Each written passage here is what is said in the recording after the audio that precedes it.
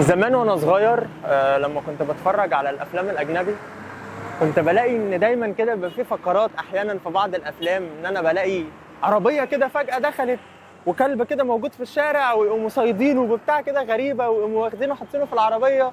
كنت بفتكر ان هم بياخدوه بيعذبوه او بياخدوه بياكلوه يكون بيعملوا فيه ايه. لغايه لما بعد كده يعني كبرت شويه واكتشفت ان هم الناس دول بيبقوا نوع من انواع المنظمات المسؤوله عن انقاذ وحمايه الحيوانات الاليفه. وكنت بصراحه جت عليها فتره كنت غيران من ان ازاي الدول اللي بره دي عندها كده واحنا هنا في مصر ما عندناش ده. هل احنا فعلا هنا يعني مهملين في حق الانسان وبرضه في حق الحيوان؟ لغايه لما اكتشفت ان لا، في ناس فعلا بتحاول انها تعمل ده وبتحاول تعمله بحب. ربنا ادالك يعني نعمه كبيره قوي كانسان وهي نعمه العقل، واستغلال نعمه العقل اللي ربنا اداها لك دي يعني تعتبر نعمه تانية جنب نعمه العقل اللي ربنا اداها لك، لان العقل لوحده مش كفايه، لان في ناس كتير وبشر كتير بيستغلوا نعمه العقل دي للاسف بشكل خاطئ. لكن احنا النهارده في رحلتنا وفي الفلوج بتاعنا اللي هنروح فيه في الريف العربي هنروح لواحده من الناس اللي بجد استغلت نعمه العقل اللي ربنا اداها لها دي. هنروح لمؤسسه فاطمه لعلاج ورعايه وانقاذ الحيوانات الاليفه. استنوني عشان النهارده هيبقى فلوج جامد قوي هنتكلم فيه عن حاجات هتعجبكم واول مره هتشوفوها. استنوني. نحاول ان احنا نطلب من اوبر ان هو حرفيا المسافه بعيده قوي يعني ابو النمرس، فبنحاول نشوف كده. لغايه دلوقتي ما قدرتش ان انا الاقي حد. ندور تاني.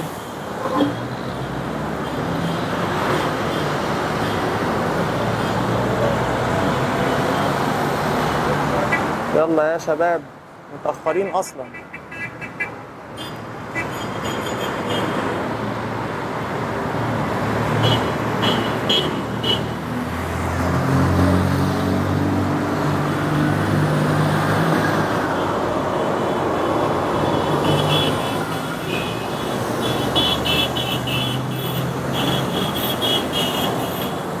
حد يقبل، حد يقبل، متأخرين. مسافة طبعا يعني مش سهلة، هي طبعا نص ساعة بس، لأن هي لو أنا هروحها بسكوتر. في حد أهو، حد أهو. سعيد الحظ، سعيد الحظ اللي قبل. المسافة طبعا هي مش كبيرة، هي مش صغيرة، بس هي في نفس الوقت مش كبيرة علشان أنا راكب أوبر سكوتر. يعني أنت لو هتروحها بعربية هتبقى أكتر من الاستيميتد تايم اللي كان مكتوب إن هو نص ساعة.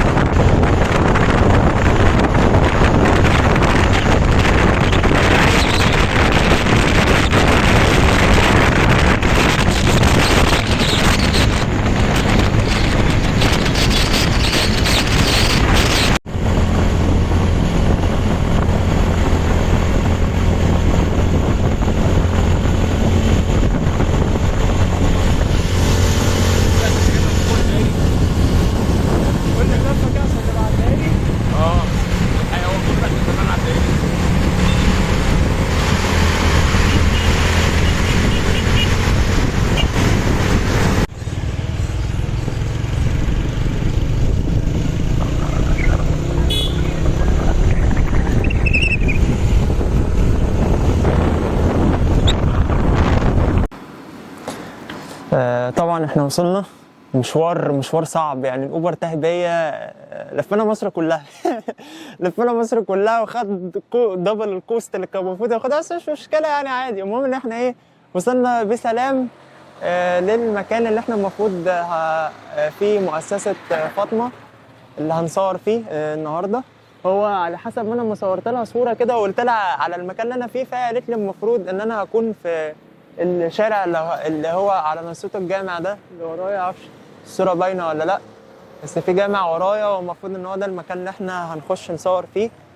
ف يا مسهل، يلا بينا. يلا بينا نشوف ماذا سنفعل.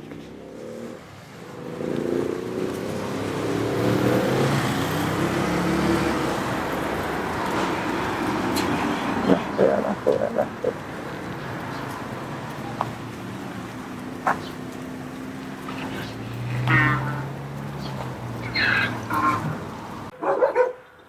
ده بلطجي المكان ده. اسمه ايه؟ بادجر. بادجر؟ لازم يطلع يتمشى، هو بيبقى قاعد ورا البيت، هو الحارس والبلطجي في نفس الوقت. بادجر. الواد ده بيتكلم عامل ايه؟ يلا بينا، يلا يلا يلا. زي ما انتم شايفين كده وزارة التضامن ليها يعني يد الإعانة في الموضوع. كل الكلاب اللي احنا شفناها أول ما دخلنا دي كلاب في الشارع، يعني دي كلاب اتوجدت في الشارع. كلهم من الشارع، سواء نوع بريد يعني او مش بريد، معظمهم كلهم من الشارع او صحابهم جم رموهم عندنا هنا. وريهم ازاي؟ عامل ايه؟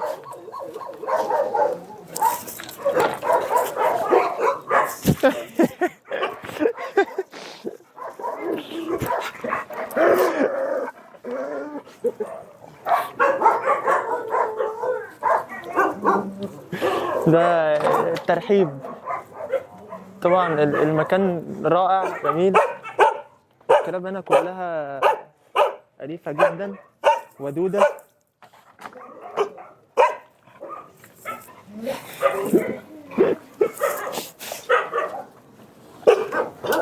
من لازم خالص. خد بالك البان مقفول كويس صح؟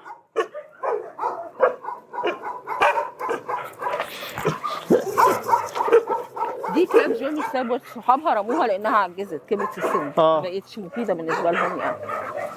فاهمني؟ بس زي ما انت شايف هم كلهم مفيش منهم خوف خالص، مش متشرفين. هم حتى ودودين مع بعضهم خالص مفيش اي مشاكل. عاده اللي هم مش ودودين مع بعض احنا بنفصلهم، يعني كل ملعب بيبقى فيه اللي هم مش صحاب. فاهمني؟ اللي ممكن يأذوا بعض.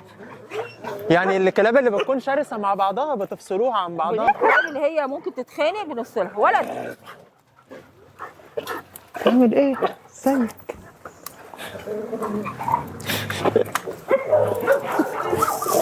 محمد الجرو ده طالع من الملعب ده.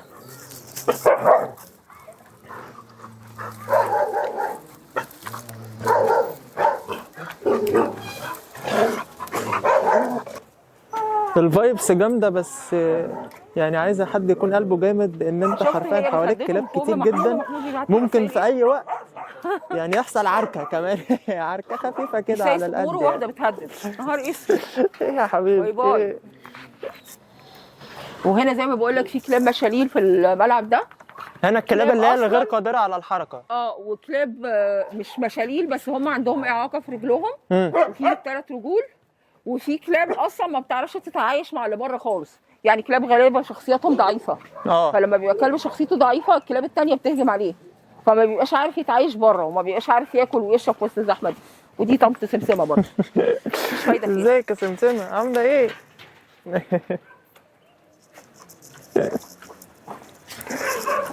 ازيك؟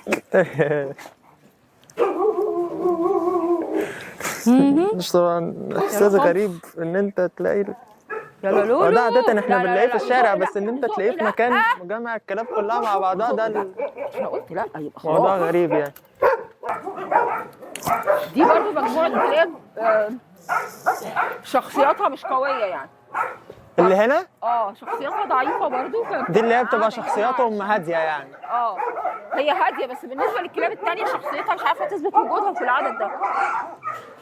ده خميس ده. خميس؟ يا خميس.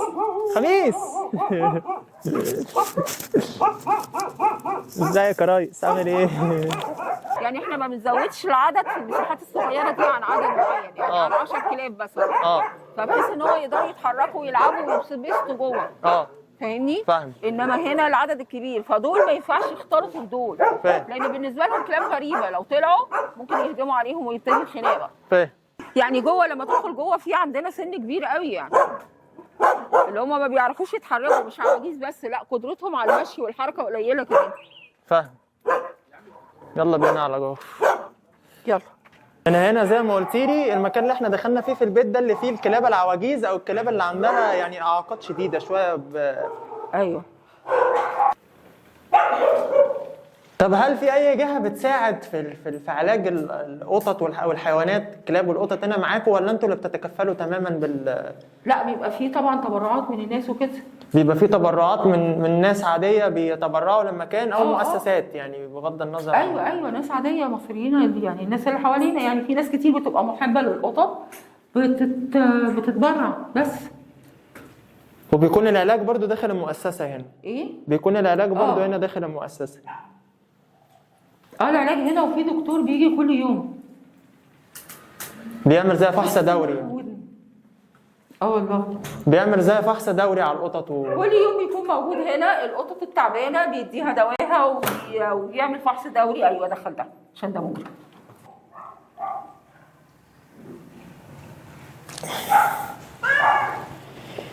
انا هاديين فعلا كده، تحسيهم عندهم وقار كده شويه. لا هم كلهم غلابه يعني، كلهم مش محتاجين حد غير ان هو يلعب معاهم ويطبطب عليهم، مش محتاجين اي حاجه خالص يعني. هم يعني مش محتاجين غير ان حد يعتني بيهم وياكلهم ويشربهم، اكتر من كده مش محتاجين حاجه. ده طالع.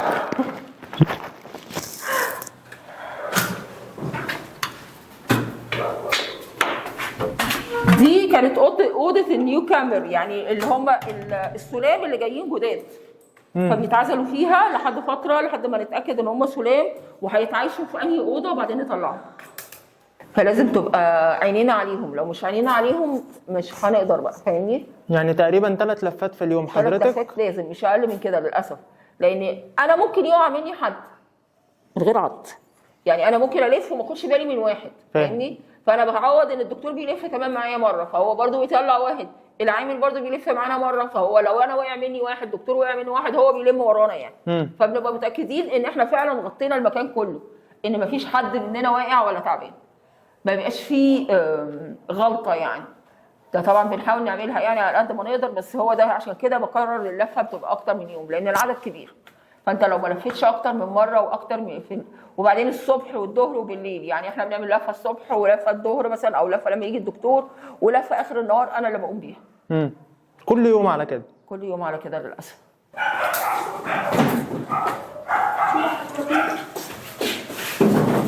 دي اللي هي البنت دي اللي بقول لك عندها قرحه وجنبها اللي محتاجه تتغير عليها. في واحد تاني ولد لونه اسود هاسكي برضه نفس الحكايه. ده وقت النوم بتاعهم بقى؟ ده وقت النوم بتاعهم بقى؟ قيلوله، يريحوا شويه ويريحونا.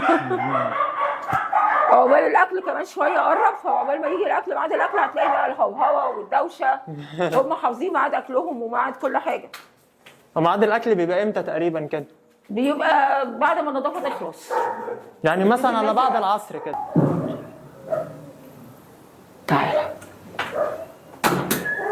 حاضر، انا جايه لك تاني، جايه لك، هنخلص المحاليل ونعمل كل حاجه. طبعا كل الادويه موجوده وكل حاجه موجوده هنا.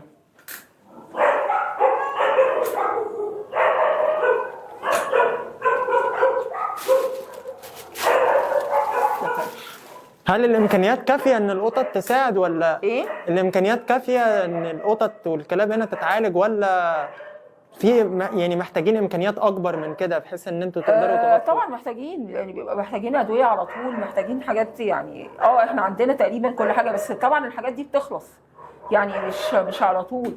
العياده هنا مثلا ما بتاكلش غير وات فود عشان تتاكد ان هم بياكلوا، مش بياكلوا دراي، بياكلوا فراخ وات فود. برضو تكلفه اكلهم وشربهم هنا في العياده بتبقى عاليه يعني، مش قليله.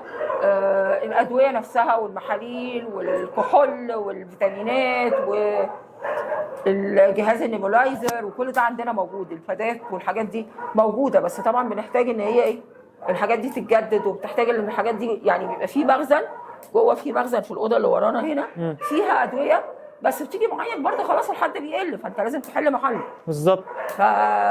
فبرضه ده محتاجينه، يعني الادويه دي بتبقى محتاجينها على طول عشان تسد مكانه الفراغ اللي بيخلص. وبعدين يعني القطط برضو ضعيفه، مش زي الكلاب قويه شويه عنهم. لا احنا مش عايزين مساعدة، احنا بنلعب.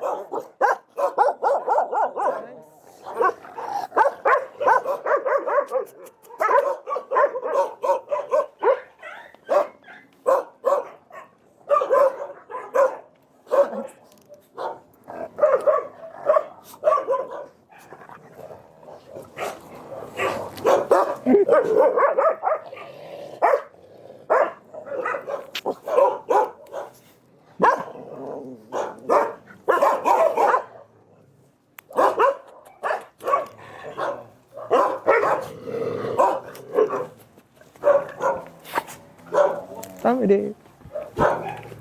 ازاي؟ طبعا اللي يجي هنا لازم بجد يبقى مستغني عن هدومه فعلا فعلا. بس الكلاب هنا أليفة جدا وبيرحبوا بيك يعني، ودودين كده ومع بعض. هما بس بيجي لهم ساعة شعتنة كده بس ايه.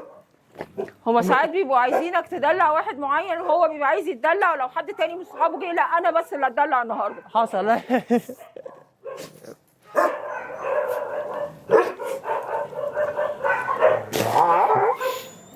شيت.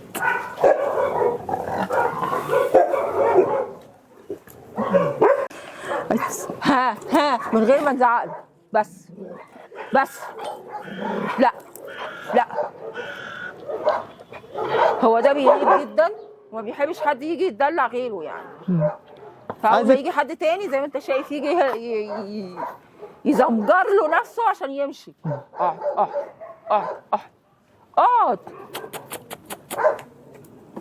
هو احنا كده عرفيني بنفسك الاول بعد كده المكان. هو انا هايدي،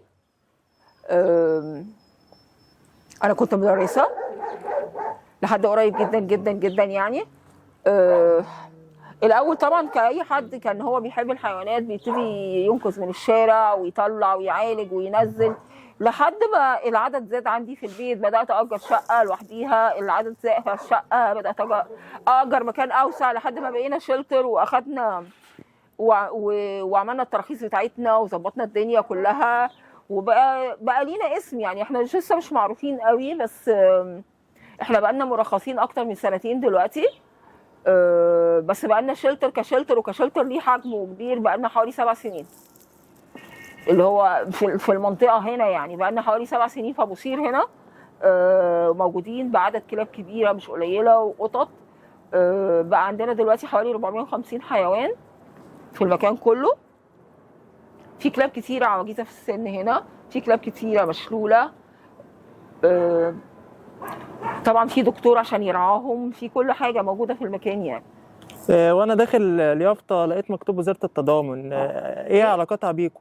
وانا داخل لقيت مكتوب على اليافطه وزاره التضامن، ايه علاقتها بيكم؟ احنا تعتبر احنا مؤسسه مش جمعيه، فانت بتاخد التراخيص بتاعتك من وزاره التضامن، احنا تبع وزاره التضامن. بقالكم سنتين موجودين ومرخصين طب أيوة. عايز اعرف الكلاب والقطط اللي بتيجي هنا يعني هل في تيم مثلا من المكان بيبقى مسؤول انه بيدور في مصر عن الكلاب، ولا انتوا الناس بس هي اللي بتجيب لكم؟ في بيجز على الفيسبوك، في ناس اصلا زينا بتحب الحيوانات بس هي مش عندهاش مكان او ما عندهاش القدره، هي بتتصل بينا بتقول ان في كذا في المكان كذا وانا شفته، هو عايز يتنقل، عايز يروح عياده، يا اما هي بتوديه العياده وتعالجه وتجيبه، يا اما هي بتودوش العياده لو مش بمقدرتها وبيجيبوه لنا هنا. بس فهم ناس عاديه جدا وهم بس بيحبوا الحيوانات وهم بيعتبروا ينقذوهم يعني. هو بيشوفوا ان الشلتر ده مكان ليهم، غير الناس اللي بتيجي ترمي كلابها وقططها دي حاجه تانية خالص. يعني في ناس بتجي لنا لحد باب البيت هنا بترمي كلابها وقططها، خلاص بتقول لك انا مش عايزاهم، كبروا في السن، انا مش عايزاهم مكلفين جدا، انا مش عايزاهم عشان هم تعبانين. يعني في ناس بتيجي ترمي قطط بالكانيولا بتاعتها وتقول لك لا خلاص انا مش هعالج، انت عالجي، لو خدتيهاش انا هرميها في الشارع. هل المكان بيقبل متطوعين، ناس عايزه تشتغل معاكم مثلا؟ هو المتطوعين احنا فاتحين لهم الباب بصراحه، بس هم مش متوفرين يعني، الموضوع ده صعب قوي. احنا عادي بنطلب متطوعين لان اليوم عندنا بيبقى يوم صعب جدا مش سهل، فعادي لو في متطوعين معانا ومع الدكاتره اللي موجوده وكده طبعا تبقى الدنيا حلوه يعني. طب ايه اكتر امنيه نفسك كنت تحققيها في المكان هنا يعني من اول ما عملتيه يعني انا كان زمان كانت فكري ان انا لما اجمع قطط وكلاب في مكان واحد ان مفيش كلاب ولا قطط هتموت، خلاص انا حميتهم من بره. فاكتشفت ان بعد كده في امراض بتيجي بتموت الكلاب والقطط بالذات في اماكن التجمعات، يعني كل ما بيزيد العدد كل ما عدد الوفيات والامراض بتزيد. فاهمني؟ فاهم. فهو مش ميزه ان انت تجمع عدد كبير في مكان واحد، بس انت مضطر. فاحنا لازم نوسع المساحه عشان نقدر نحافظ عليهم وما يموتوش من الامراض. يعني انت نفسك ان الشلتر يكبر؟ لا. امم انا وصلت للحد ده وعمري ما هكبر منه تاني، لان مسؤوليه كبيره جدا جدا جدا فوق ما اي حد يتخيلها. الموضوع مش سهل ان انت تكون مسؤول عن 450 حيوان في رقبتك، اكل وشرب ورعايه، وان انت فعلا يبقى معاك مثلا 7 8 عمال المفروض ان انت بتشوف شغلهم وبتراقبهم، ودكتورين 3 وموردين، وده الموضوع كبير. يعني الموضوع بس مش ان انا عندي مكان وارميهم وخلصت. فاهمني؟ انا لازم اتفق مع موردين يجيبوا اكل، ولازم اتابع حساباتي، ولازم اتابع تطعيماتهم، ولازم اتابع صحتهم، كل ده. فلا، ال 450 دول اقصى حاجه انا هوصل لها يعني ان شاء الله. لان كل ما بتزيد المسؤوليه كل ما انت بتتعب، صاحب المكان بيتعب. بس انت ناوي تكملي عادي زي ما انت بالعدد اللي موجود ده حاليا لغايه ايوه، طريق الرفق بالحيوان ملوش رجعه، بمعنى ان انت ما تجيش تقدر تقول انا فلست خلاص انا هرميهم. صح. تقولي ايه للناس اللي بترمي بقى؟ في شغل اصلا انت ممكن تيجي تقول لا انا مش قادر اكمل في الشغل ده، فبتقف الشغل. هنا احنا ما ينفعش، انا ما اقدرش اقول كده، دول في رقبتي لحد ما اموت. في نهايه اليوم حابب اشكرك.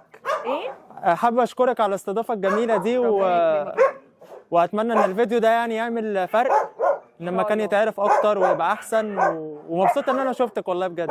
ربنا يكرمك. طيب انا اتمنى ان انا الاقي اوبر، بس فايبس جميله وتجربه جديده. المكان حتى اللي انا فيه برضو حلو جدا، تحس ان هو قريب كده من الارياف، مع ان احنا يعني ستيل احنا جوه القاهره ما بعدناش قوي. بس تجربه جديده كان لابد ان انا اروح اصورها النهارده، ان كان لازم نرد على الناس اللي بتأذي الحيوانات ونوريهم نماذج زي الست العظيمه اللي كانت موجوده جوه دي. ان ليه انت بتأذي حيوان هتستفيد ايه؟ ما دام انت قادر ان انت يا عم مش تكحله ولا ان انت تساعده ولا ان انت تعمل كل الكلام الجميل ده، بس سيبه في حاله وما تأذيهوش. ممكن توديه شيلترز زي المكان الجميل ده اللي بيرعى الحيوانات وبينقذها وبيحاول ان هو يعالجها ويأكلها ويرعاها، كل حاجه جميله زي ما انتم ما هتشوفوا كده في الفيديو. فاتمنى ان الناس يعني اللي بتأذي الحيوانات تتعظ، لان انت ربنا اكرمك بنعمه العقل. نعمه العقل اللي ناس زي اللي انا كنت معاهم جوه دول قدروا يستغلوها صح. مش مجرد ان انت عندك عقل في دماغك فده معناه كده ان انت خلاص بقيت انسان. الانسان انسان بعواطفه، بمشاعره، باحساسه، بتقديره للنعمه اللي ربنا اداها له علشان يحافظ على كل مكونات الحياه اللي حواليه. فباذن الله الفلوج ده يعجبكم وان شاء الله يكون موعظه لناس كتير جدا، ويشجع ناس كتير نفسها انها تساعد وتتبرع ان هم يساعدوا الناس دي والمؤسسه دي ويخلوهم احسن. انا عبد الشادي محمد في فلوج جديد. سلام.